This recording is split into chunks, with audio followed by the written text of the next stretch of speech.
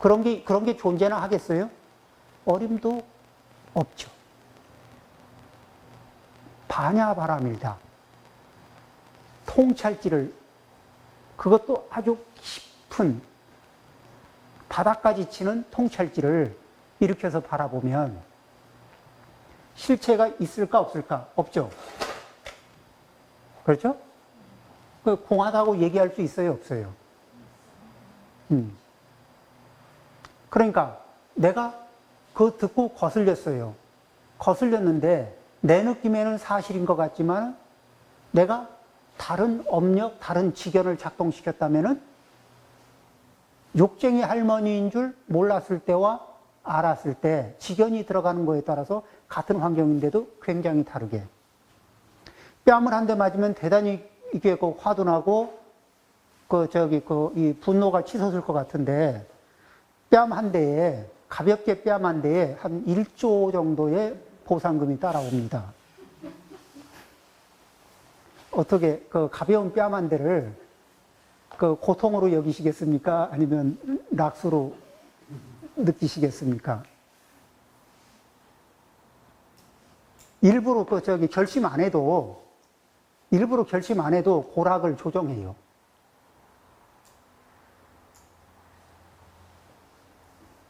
그러죠? 실체가 없어요, 실체가. 그러니까 공하다는 얘기는 아무것도 없다가 아니라 변하지 않는 속성, 그 실체가, 그런 실체, 변하지 않고 고유한 특징을 갖는 그런 것이, 그 무엇인가가 없다. 이게 공인 거예요. 그러면은 뭐하고 비슷하냐면은 왜 우리 수정구슬 있잖아요. 수정구슬, 이렇게 수정구슬에다가 그 수정구슬 앞에는 이렇게 그 밑에 빨간색 천을 깔아 놓으면 수정구슬이 무슨 색? 파란색을 깔아 놓으면? 노란색을 깔면? 노란색 수정구가 되죠. 그럼 수정구는 원래 빨간색일까? 파란색일까? 노란색일까? 그게 아니고 인연에 따라서 그런 특징이 나타난 것 뿐이에요.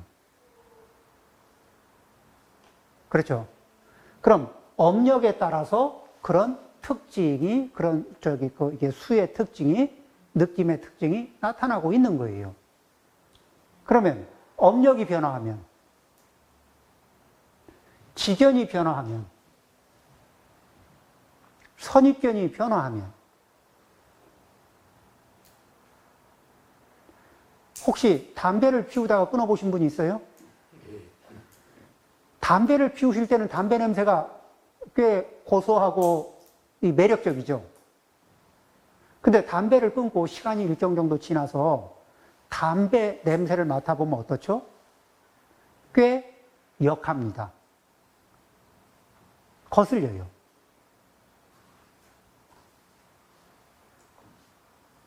그 업력에 익숙했을 때와 그 업력으로부터 벗어났을 때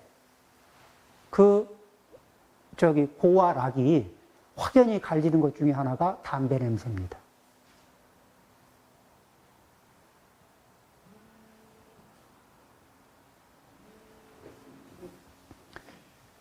자, 이런 식으로, 그러니까 그 다음에 상.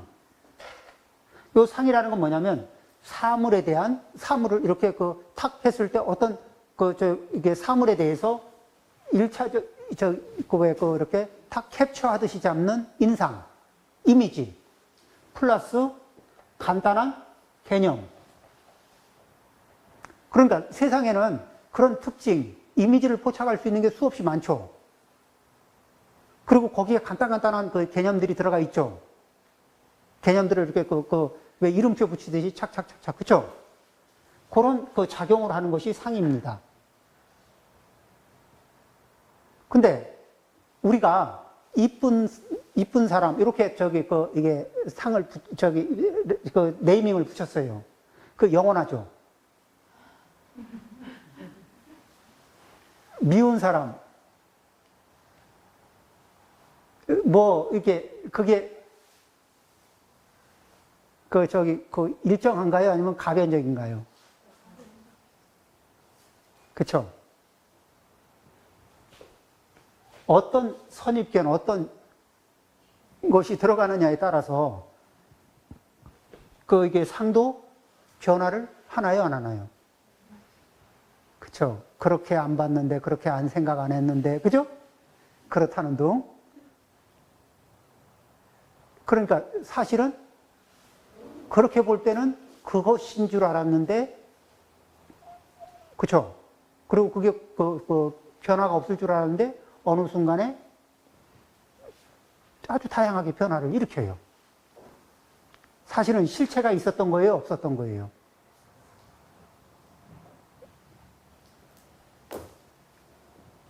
실체가, 거기에 뭐가 뭐를 더 씌워서 본 거죠? 내 업력을 더 씌워서 본 거예요. 내 업력을 더 씌워서 이미지를 포착하는 거고. 그러니까 꿈을 꾸고 있는 거하고 거의 비슷한 거예요.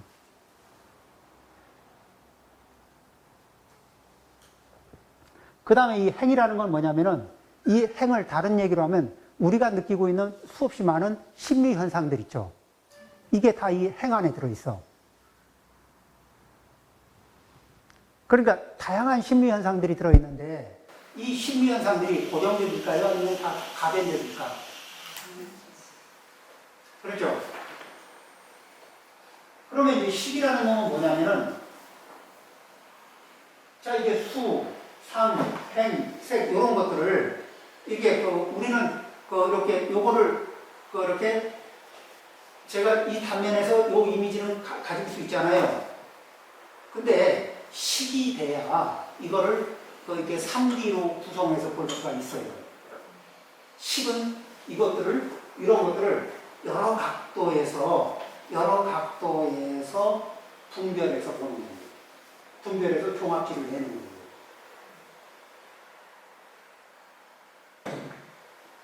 그러니까 우리는 이렇게 사람의 앞모습을 보면서도 우리는 그 사람의 앞모습만의 이미지도 또 뒷모습의 이미지만 따로, 옆모습의 이미지 따로 이렇게 됐는데, 어느 순간에 그렇게 앞부분 분별, 뒷부분 분별인데 어느 순간에 종합적인 분별을 하고 있거든. 그래서 이 식은 뭐냐면은 이 필드를 빌려준 주인 같고, 필드를 제공하는 주인 것 같고, 이런 심리 현상들, 이런 것들은 이 필드에 들어와서 뛰는 이게 저기들이, 그러면은 어떻게 뛰나 하고 식이 관람을 해주는 거예요.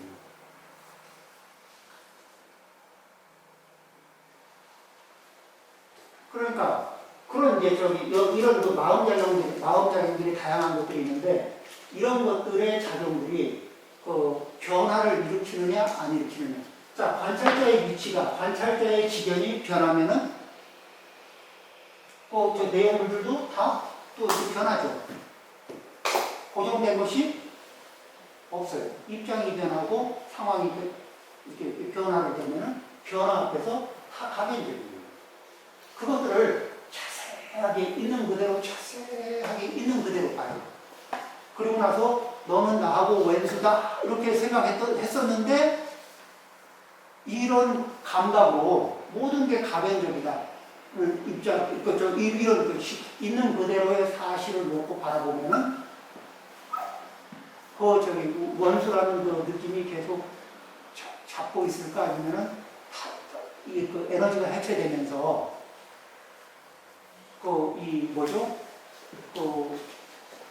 그런 거 있죠.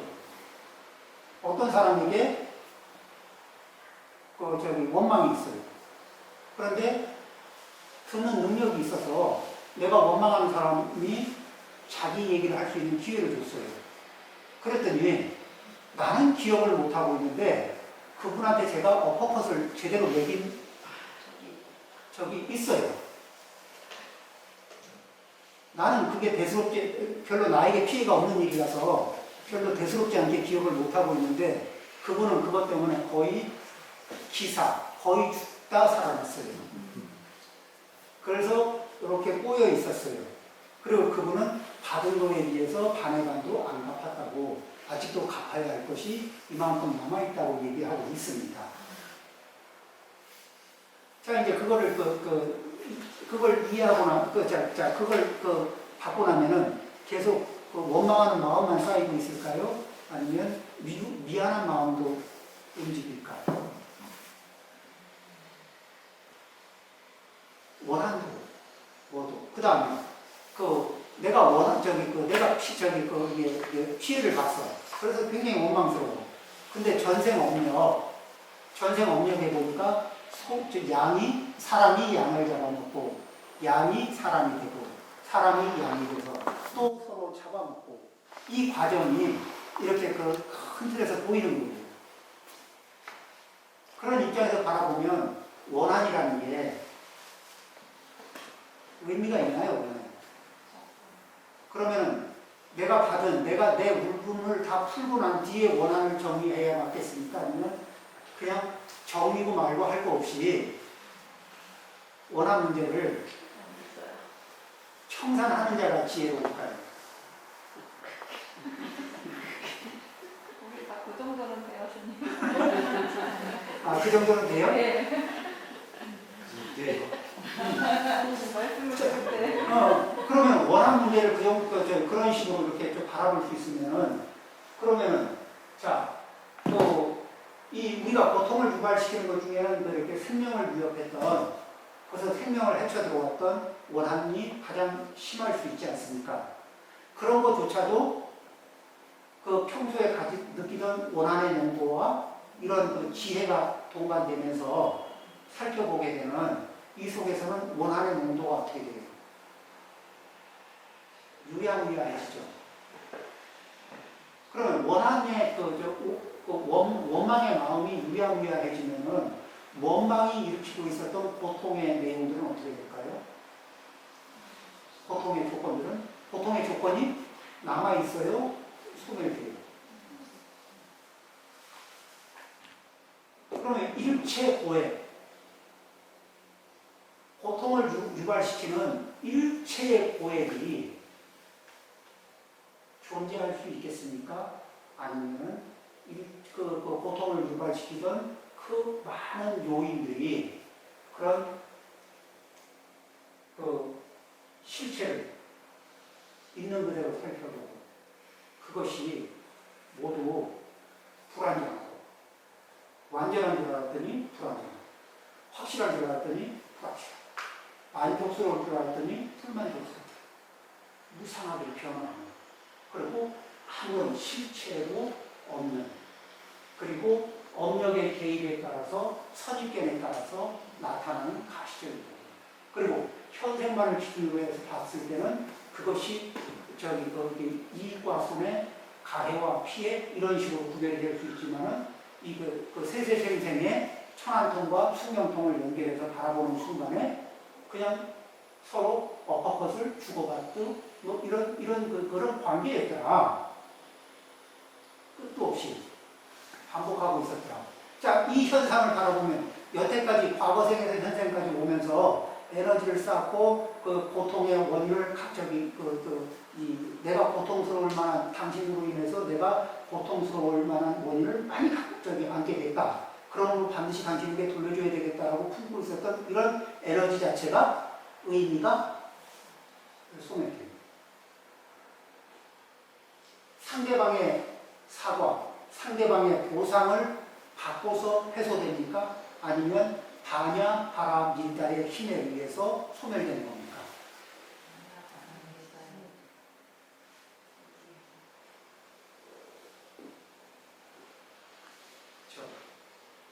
지금은 그렇게 이해가 돼요. 집에 가서는 안 될 것 같아요. 네. 그래서 이 과정을 이렇게 반복해서 생각하고 또 이제 익숙하게 그렇게 되면은 내 가슴에 그 원한이 고통이 남아있을 이유가 계속 있을까 아니면 점점 약해질까? 네. 그렇죠. 그리고 이제 이해는 되는데 그 느낌이 가슴이 이러잖아요. 그런데 그런데 이제 그 머리와 가슴의 그게 수준을 맞춰가는 거예요. 그런 식으로. 그래서 관자재보살이 행심 반야바람유자, 반야바람유자를 깊은 반야바람유자를 실천할 때, 그렇죠? 그러면서 반야바람유자의 힘으로 뭐를 봐요? 오온을 본 거예요. 깊게 들여다보고 나니까 그 속에 오온의 어떤 것도 실체라는 것이 없더라. 그리고 그것은 다 뭐예요? 업력의 특징에 따라서 그것이 그렇게 발현됐을 뿐이라는 거죠. 그러면 이런 말이 있어요. 용은 바위를 보지 못한다. 무슨 말이냐면은 용은 바위를 못 봐요. 이 얘기 뭐냐면 용은 바위 앞에서 용이 그 전해지는 말에는 용이 바위에서 쑥 나오고 바위 속으로 쑥 들어가는 거예요. 그러면 바위가 뭐가 비슷하냐면은 그냥 구름 안개 낀 데 사람이 쑥 들어가고 쑥 나오는 것처럼. 자, 우리 떨어지는 낙엽 있죠. 떨어지는 낙엽은 물을 투과를 못해요. 물 위에, 그죠? 그런데, 물고기는 물속을 유영하는 거예요. 용은 바위 속을 유영하는 거예요. 왜? 업력이 다르니까.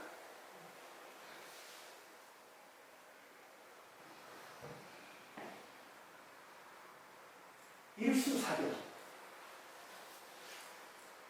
같은 물인데 업력이 다른 존재들이 바라봐요. 사람이 바라보니까 먹고 마시고 씻고 이런 데 써요. 물고기가 바라보니까 사람들이 새들이 공기를 느끼는 거 있죠. 새들이 공기를 느끼는 거하고 비슷해요. 물고기 아니에요. 물이. 그렇죠? 그 다음에 천상의 존재들이 바라보니까 물이 보석으로 돼요. 아귀의 업력을 가진 상태에서 물을 바라보니까 그 물이 뭐예요? 농혈로 보여요. 선지. 그러니까 똑같은 물인데 누구는 똑같은 물에서 복락을 누리고 누구는 똑같은 물에서 고통을 받는 거예요. 업력의 차이. 자, 그러면 우리가 주력을 해야 되는 거는 내가 업력이 악의업이라서 이 농혈에 빠져가지고 힘들어 죽겠어. 그러면 농혈만 치우면 되나요? 아니면 내가 안고 있었던 악의업을 소재를 해야 될까?